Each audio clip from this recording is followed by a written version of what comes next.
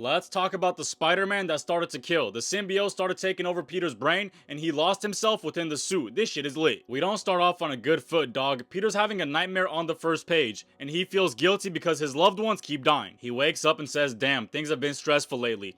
Aunt May just cut him off because he dropped out of school, and Black Cat and MJ are not fucking with him either. He needs some punani ASAP. He says, I might as well shake this feeling off and go on patrol, and then he puts on the symbiote suit. He says, lately, the only thing good about my life is this suit. He's talking about the perks. He says he gets unlimited webbing, plus he's hella happy about the extra skin he has. He sees some thugs robbing a grandma, and he's talking to them hella aggressive. This isn't his typical nature. He says, you guys aren't worth shit, dog. We've been through this before. Do you never learn? He goes back home to sleep, and he's still tripping. A skull tells him, who are you? The spider, and MJ wakes him up and says, Peter. She finishes the skull's sentence. MJ says sorry for going ghost on him. She says, knowing you lived this double life was news to me. MJ says, you've been acting darker. What's up with the new suit? And Peter just dismisses it and changes the convo. You know why? Because he likes the new suit. It fuels him. He's back to swinging, and he says he wants Reed Richards to check out the suit. The Fantastic Four does have a cameo in this comic, but out of nowhere, he can't produce a web. The symbiote had failed him. He says, whatever, I'll just bring it up to Mr. Fantastic, and then Hobgoblin pops out. Peter's tired of the bullshit, bro. He says Hobgoblin has been a massive thorn in his side lately. Let me take care of him quick. He attaches a car with his webs and makes it tackle Hobgoblin's back. He's trying to kill him. Hobgoblin's shocked. He said, damn, Spidey, bad day? And Peter responds with, they've all been bad lately. And he takes off Hobgoblin's mask. Peter's like, wow, Kingsley, it's you? And Hobgoblin responds with the worst thing he could say.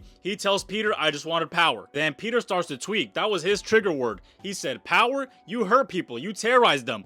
For more power? You don't know what power is, bro. Let me show you. He says, if I take you to prison, you'll just be back out in no time. That's the cycle we live in. So tell all your hooligan friends, Spider-Man's playing for keeps now. He hits a rooftop, and now he's posted up with his side piece, Black Cat. He's venting to her. He's like, I just threatened Hobgoblin in ways I don't typically do. This isn't me. But of course, Black Cat's gonna support his negative side. She's a fucking thug. She says you gotta scare them nowadays. They don't learn otherwise. Now we see the Fantastic Four, and Human Torch is teasing Spider-Man. He says, Reed, drop your very important experiment that's gonna save the world to look at Peter's tracksuit. Peter's explaining to Reed how he's been restless lately, and he clarifies that he doesn't think it's the suit, because the suit makes him much more powerful. He's in denial. Peter starts saying weird shit, bro. They get suspicious. He says he's only not tired when he's wearing the suit, and he asked if he could sleep inside the pod. All the signs are there. Even Reed and Johnny start to gossip. They're like, he's acting different, huh? He starts tripping again. He has this grandma telling him, you have to hurt people to help people. The symbiote is challenging his ideologies. When he wakes up, Reed tells him it's bonding with him physically and mentally.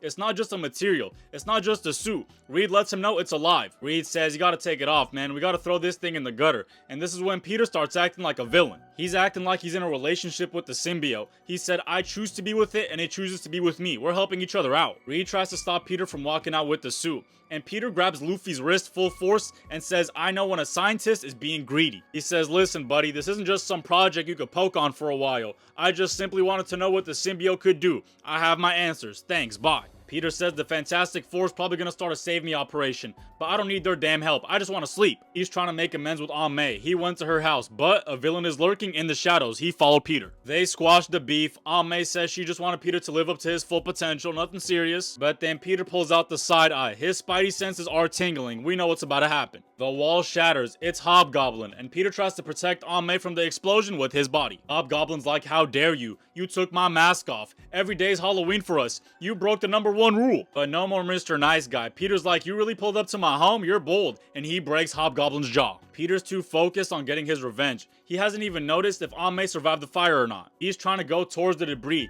but the symbiote is telling him, no. Fire, we can't. Weakness, it hurts us. Peter screams no in agony, and the symbiote actually apologizes. It says I'm sorry, but Peter says no, he did this. He's targeting Hobgoblin now. Peter becomes an entirely different beast. His character design even looks different. He becomes Venom and says, I'll finish this. He says, no matter what I do, people die, but I can stop it now. I have the power. And it ends off with him gouging Hobgoblin's eyes out. Ooh, brutal. There's 4 more issues to this evil Spider-Man comic. If y'all want it, let me know, and make sure to follow your boy for part 2. Let's get it.